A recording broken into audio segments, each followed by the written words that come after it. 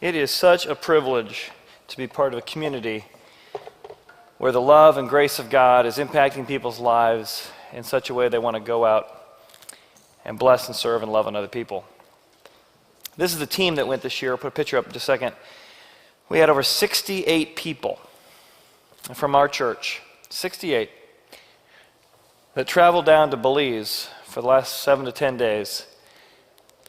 And I don't know what you've been up to for the last 7 days, but these volunteers built 3 houses in the last 7 days. 3 houses for folks who could never afford it. In fact, if you go down to San Victor, you'll actually see an entire community over the last 10 years of just home after home after home. It's like a little village that folks from Horizon have built. For $5,000, you can build a home that will literally transform a generation.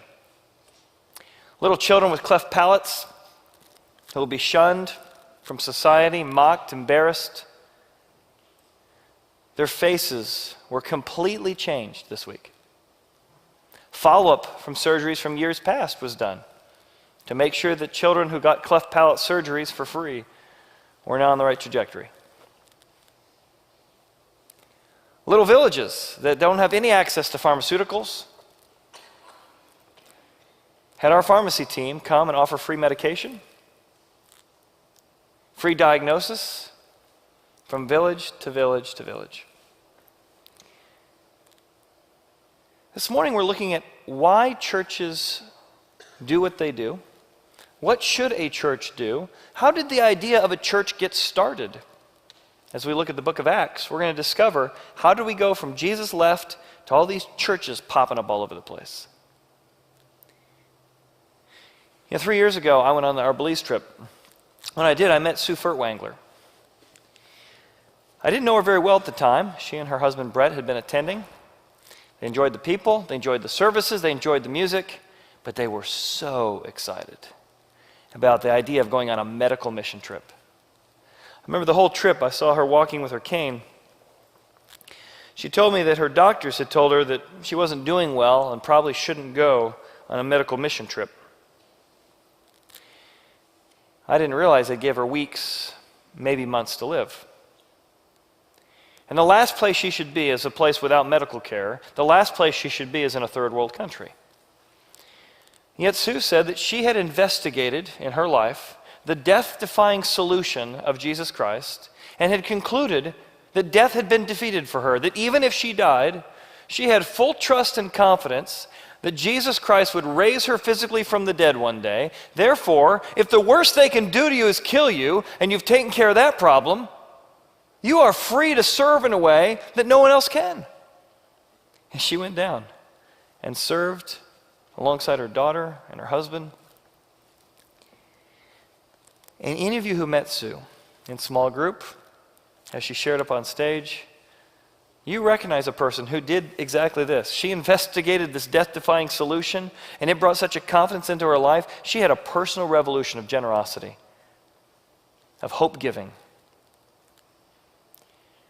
Last year we had her funeral here in this room.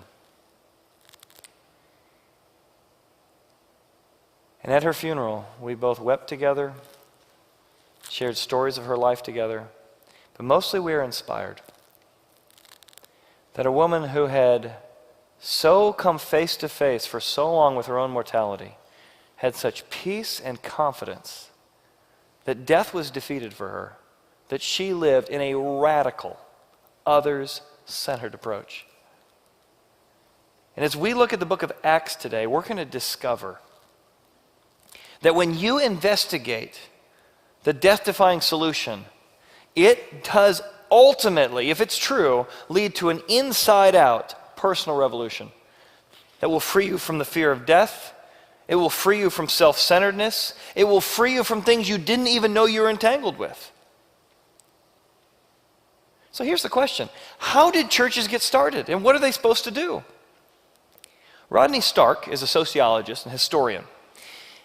He was a skeptic when he began his journey, but he asked himself, how did this idea of churches pop up? How did ultimately the ethic of the Christians, loving on other people, caring for the poor, caring for the needy, how did it triumph in the Roman Empire? known for its brutality, known for its infanticide and exposure, meaning you would take 2-year-olds you didn't like and you'd literally throw them out in the forest and let them devour by dogs. If you didn't like your son or daughter, up to age 10, they weren't considered a citizen. You'd put them in a gunny sack and throw them in the river. That was the common thinking and ethic in the Roman Empire. How in the world did this new ethic of love and generosity change in the first century? And he notes there were 2 things. He notes that number one, as the message of Jesus began to spread in his book, The Rise of Christianity, he notes that it wasn't known as a dogma, it wasn't known as a set of rules and regulations, it wasn't a sense of even religion. As this message began to spread, it was known as the death-defeating movement. That's what, if you were a follower of Christ, you believed that death had been defeated. The eyewitnesses would come and say, we saw a guy literally, physically die. We saw it. We have friends who saw it. Come talk to us. We saw this dead guy come back from the dead. Not his spirit, not his story, not a nice idea. Followers of Christ believe that Jesus Christ literally died, literally rose, and with a new body, he could hug people, he could eat food, he could embrace, he could smile. And that if they trusted in him, he could defeat death for them. And Rodney Stark says, this is what made the message of Christ so palatable. Because every religion and every tribe and every person in human history has one common enemy, death. And this was the first time ever in history someone had claimed that death could be literally, physically defeated. And the second factor, he said, he notes, as a sociologist and historian, is that these Christ followers were so impacted by this message that somebody could and had saved them from literal physical death by raising them from the dead one day, that they began to give away huge percentages of their income, huge percentages of their life. They began to live in an others-focused way that had never been seen before. Because they weren't afraid of death, they helped the sick. Romans didn't help the sick. They were sick. They were dying. If you got around the sick and dying, you might die. All you got's this life, don't do that. The Christians hung out with lepers. They hung out with sick people. You might die. Yep, I might die. They would see children who were abandoned and say, I was abandoned, but God came to me. I was needy and God came to me. I'm going to go to the needy. And this ethic changed everything. It all begins in Acts chapter 1. There's a man named Theophilus who is a skeptic. And he is asking the same question. How did this church thing get started? So he turns to a buddy of his, a professional, a doctor, a man known for his attention to detail, a man that historians today have called one of the most accurate ancient historians, a man named Luke. He says, Luke, we've been friends for a while. Seriously, death has been defeated? Seriously, a real dead guy was up living again? Come on. I'm willing to investigate this with you, but help me out. So Dr. Luke goes, and he begins to interview all of the eyewitnesses. And he says in chapter 1, here's what happened. Jesus Christ was dead, and he was raised. I talked to hundreds of people. He appeared to Peter, to the 12. I interviewed 500 people who saw him at one time, and thousands others. Jesus went up to heaven. People saw it. He sent his Spirit to live within his followers, and they began to go out and proclaim that death had been defeated. They began to share the love of God. And in Acts 1:8, he gives them the strategy the church used. They would go to Jerusalem, their Cincinnati, and proclaim this message and share the love. They would go to Judea and Samaria, the tri-county area, and tell people that death had been defeated and share the love of God, whether you believed in them or not. Then they would go to the uttermost parts of the earth, sharing the message that death had been defeated and loving on people's physical, tangible needs. But wait a second. Do you remember how cowardly the disciples were 2 weeks ago in Matthew, Mark, Luke, and John? Peter, the fisherman, the strong man, the brash. He was asked, do you know Jesus? By a little girl. Do you know Jesus? And this brash, strong fisherman says, never heard of him. Jesus? No, not me. No, never heard of him. Cowardly lion Peter. He couldn't proclaim anything to a little girl. But Jesus had told his followers that before they began proclaiming, they were to wait for the Jewish feast of Pentecost, celebrated for hundreds and thousands of years, going back to the time of Moses. And on this Jewish festival of Pentecost, they waited. These cowardly disciples who had abandoned Jesus in his time of need waited. And all of a sudden, what looked like tongues of fire, flames of fire, appeared over their head as they waited in this upper room. Fire was always a symbol of God's presence. The pillar of fire from the Old Testament, the fiery bush, fiery chariots. Whenever there was fire in the Old Testament, it was a picture of God's presence. That God's presence came upon them. And now, God would live in anyone who chose to follow him. God lives there. And all of a sudden, these Christ followers, when the Holy Spirit, when the Spirit of God comes to live in them, they had such confidence that whatever happens to me, wherever I go, God is with me. And they turn from fearful, cowardly lions into bold proclaimers. In fact, Peter comes out into the crowd and preaches a sermon in the middle of this giant mega population gathering from all over the world of people, from all tribes and nations. And he begins to share a message about the main message of the Bible. He says, for those of you investigating what this is all about, let me tell you what the whole Bible's about in a couple paragraphs. He said, there is a God who loves you and cares for you. And yet there is a separation between you and God. And because of our deeds, our works, we fall short of God's standards. Heck, I fall short of my own standards. I don't live up to my own obligations, let alone whatever God's might be. And Peter said that's the problem with the human race. We fall short. But not just our bad deeds, even our good deeds. Usually I do good things so I will feel good about myself. I do good things because I like what it says about me. So even my good deeds fall short. And the wages of that is death. Physical death, our bodies are all falling apart with our own mortality. Emotional death, when you are bitter and impatient and self-centered and proud and unthankful, you die emotionally. It begins to disintegrate you in your own soul. And he said, religion is about human beings trying to get to God. That is not what this message is about. The message or good news or gospel of the message of the Bible is that not we try and get to God, but that God came to us. And he came to us through the person of Jesus Christ. And he did two things.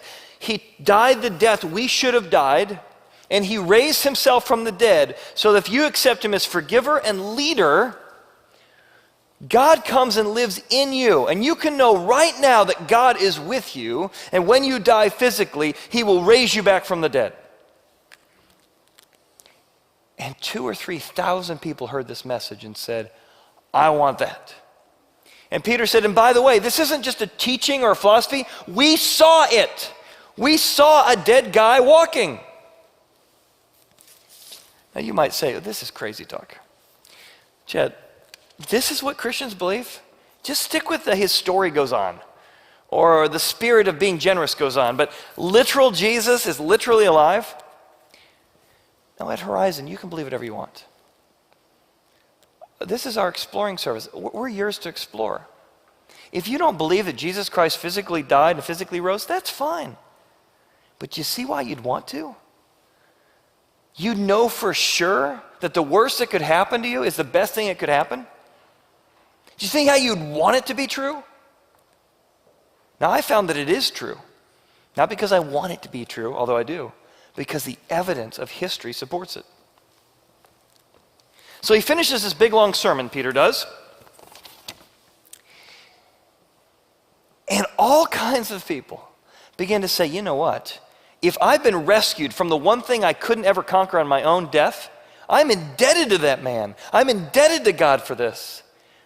Whatever I give away in my life is nothing compared to what he gave away for me. And then they begin to give away, not pineapples, this is a bag of money. They begin to give away money in ways that have never been seen before.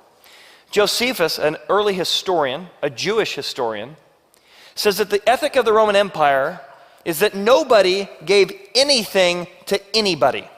That was common thinking in the Roman Empire. When the Christ followers came, they gave away huge percentage of their income. This wasn't socialism. This wasn't Marxism. But it also wasn't materialism.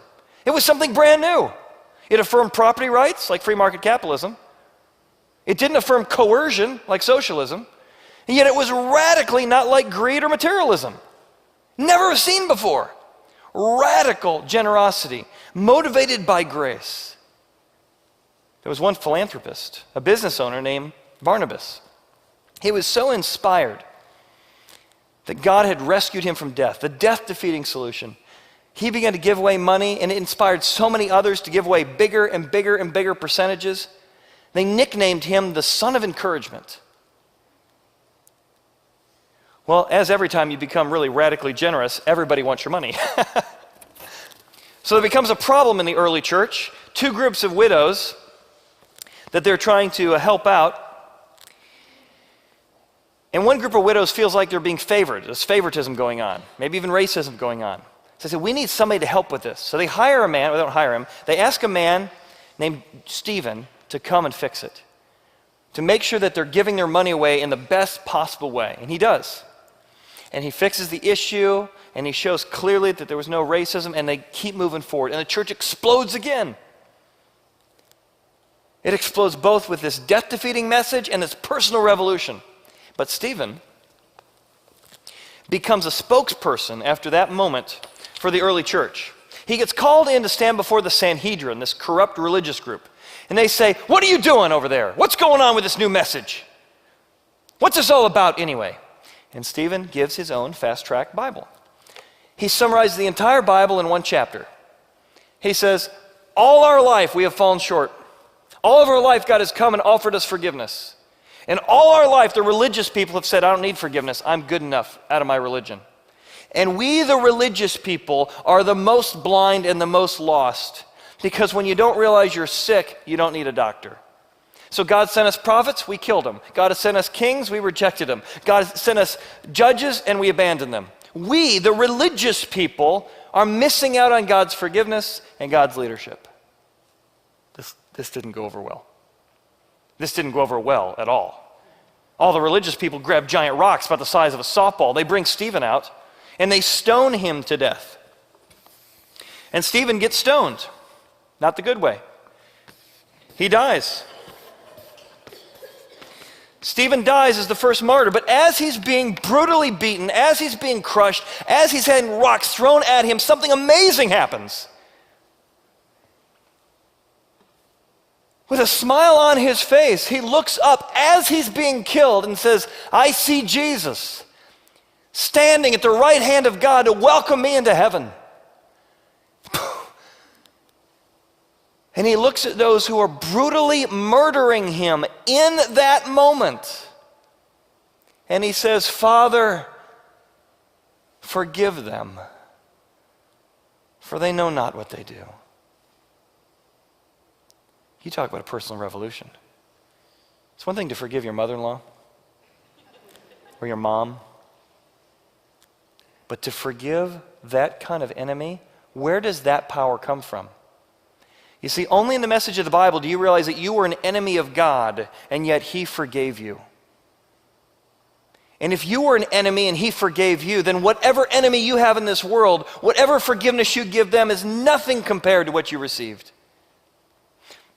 History records that the Romans were so baffled by Christians' ability to face death I mean, these are Romans who saw men die in battle, but they had never seen men die or women die the way Christ followers did in facing death. Not that they enjoyed pain, but they had confidence that death had been defeated. Well, while Stephen's being stoned, there's a man in the background holding the coats of those who are stoning him. A man named Saul. Saul hated these Christ followers, hated them. He got papers that allowed him legally to murder them, to enslave them, to imprison them, to drag them out of their homes. He said, this can't be true, this death-defeating movement. It's not what I was taught in college. It's not what I grew up learning. It makes me feel bad as a religious person that I'm not really good enough, and I really am. Paul had never investigated the death-defeating movement. He never had. Until one day, he's on the road to Damascus. And when he's on the road, he finds himself thrown to the ground because a light appears to him. And a voice speaks to him from heaven. It says, Saul, Saul, why do you persecute me? He says, who are you, Lord? He recognized it was God. He used the word Lord, but he didn't know, what do you mean persecute you? I'm serving you. I'm stopping the bad guys, the heretics. And from this voice, he hears, I am Jesus, and I am resurrected, and I am alive, and I so live in my followers that when you persecute them, you persecute me. That's how close the connection is between my followers and I. I feel their pain. I know their suffering. I walk in their shoes. Uh-oh. And at that moment, this murderer of Christ's followers is so impacted that Christ has defeated death that he has a personal revolution. He will spend the rest of his life enduring stonings and beatings and imprisonment and torture like you and I rarely have even seen on television. And he will do it joyfully because he is so confident that death was defeated. And so confident that if God could forgive a murderer like him, if God could forgive a religious zealot like him, he could forgive anybody. So he begins a journey. In fact, one of the last things Jesus says to him is, you're going to be my ambassador or my proclaimer to Gentiles and to kings. I want you specifically to create a business strategy, a ministry strategy for changing the world that goes after the leaders, go after the kings, go after the big cities. So he begins to circle the globe, or at least circle the known world, the Roman Empire. He'll make 3 trips around it, the first, second, and third missionary journey.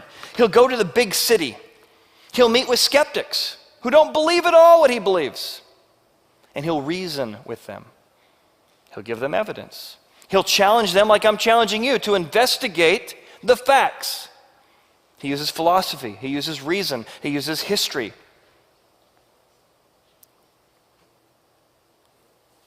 And he almost always ignores the countryside and ignores the small cities and goes to the big cities. He goes to Rome. He goes to Corinth. He goes to Thessalonica. He goes to Galatia. He hits the big cities because he knows if he can get the big cities, the leaders, the influencers, the connectors to investigate the claims, if they have a personal revolution, so goes the city, so goes the countryside. And he does. He reasons with them, and every time he comes to a city, skeptics from all different walks of life begin to become convinced. And they start churches, and Paul writes letters to the churches. And the whole New Testament's filled with letters. The letter to Roman, the letter to the Corinthians, the letter to Thessalonica. These are all letters that Paul wrote to reinforce the main message of the Bible of grace to all these different places. Then Paul decides to specifically try and get a hearing before 3 rulers or judges. A man named Felix, Festus, and a King Agrippa. Now, one of the reasons our vision statement at a church as a church is challenging leaders to change the world is because of this passage, because of what happened to Paul on that road. The reason we're trying to challenge leaders to change the world is because Paul specifically went after influencers and decision makers. He knew if he could get King Agrippa to investigate these claims, if King Agrippa had a personal revolution, the whole countryside could change. If Judge Felix and Judge Festus, if they had a personal revolution, the whole rule of law could suddenly begin to care for those who've been discarded. King Agrippa hears him speaking at a hearing. And Paul is presenting fact after fact, argument after argument, evidence after evidence. And King Agrippa says, boy, if you keep this up, I might convert. You've almost convinced me to become a Christ follower. And Paul says, good, that's what I'm about. If it's true, you should believe it. And then he says, King Agrippa, the stuff I'm talking about didn't happen in a corner. It happened out in the open. There are eyewitnesses alive today you can talk to. You know this. You're informed. You're an informed judge. You know the world. Go check out the facts. But then Paul says to himself, you know what would really change the world? If I could get a hearing with Caesar. Imagine what might happen if Caesar investigated the death-defeating solution. Imagine the personal revolution of Caesar and how that would change everything about the known world. So instead of being freed by Agrippa, Felix, and Festus, he allows himself to be put back in prison and put on a prison ship to go talk to Caesar. And they hit a horrible tsunami and wave. The ship is thrown back and forth. And the ship looked much better than that one. Giant storm hits, tsunami. An angel appears to Paul and tells him, it's going to look like you guys are heading toward death. It's going to look like everything's in. Just know that I am with you. And just know, and tell other people confidently that I've defeated death, but on this trip, you will be rescued. Well, they have a giant shipwreck. They smash and crash into pieces. And the book of Acts leaves us wondering, did Paul ever get to Caesar? Did the message ever get out? Did people ever hear? Did Caesar ever hear the message? And yet what history records is that what the early Christ followers did changed everything. The reason we are here today is because 2,000 years ago, a group of people took a death-defying solution, proclaimed it in such a way that their lives got turned upside down and everyone who heard it got turned upside down. And so my takeaway for you and I today is this: investigate. If you're not sure if this is true, if that sounds like a fantasy tale or a fairy tale, we want to make it easy for you to investigate. If you haven't picked up the Fast Track book to read through it, this will give you some evidence. This will give you a summary. You can read the whole Bible in 2 hours or less. Read through that. And some of you are saying, well, I did, and that didn't help, quite frankly. Oh, man. That's okay. Then pick another area. Let's get you the case for Christ. Let's get you the case for faith. Let's get you evidence that you can look into to whether or not this is true or not, because it is vital that if it's true, you look into it. It is essential that if death is really defeated, you want to know. Come alongside somebody else. Maybe we'll put you in the deep end of the pool and you can pick up Mere Christianity by C.S. Lewis. But investigate. It's too important not to. Now, if you're a follower of Christ, and you say, well, I believe that. Have you had a personal revolution in your life? The kind of things I just described, is that what's going on with you? Are you compelled to forgive people who are your enemies? Are you compelled to give away large percentages of your time and your money? Are you compelled to bring the message of God's love to other people, your neighbors, your friends, third world countries? If you don't have a personal revolution from the inside out, motivated by grace and indebtedness to God, then I want to challenge you to pick one. One area you're going to pray about. One area you're going to say, God, I want a revolution over my worry habit. I want a personal revolution over my ability to forgive. I want a personal revolution on why it's so hard for me to give financially because I hoard. Pick one area that you're going to ask God to do a personal revolution in your heart.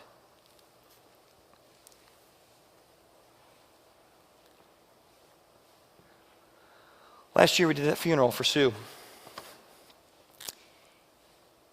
And this week I got to talk to her husband on the phone, Brett. He was down in Belize continuing the legacy. I said, Brett, how's it going down there? He goes, just fantastic. What's going on? I said, well, tell me more. Well, he said, as a follower of Christ, I give a percentage of my income to the church because the church is about doing all these things, but individually we wanted to do more.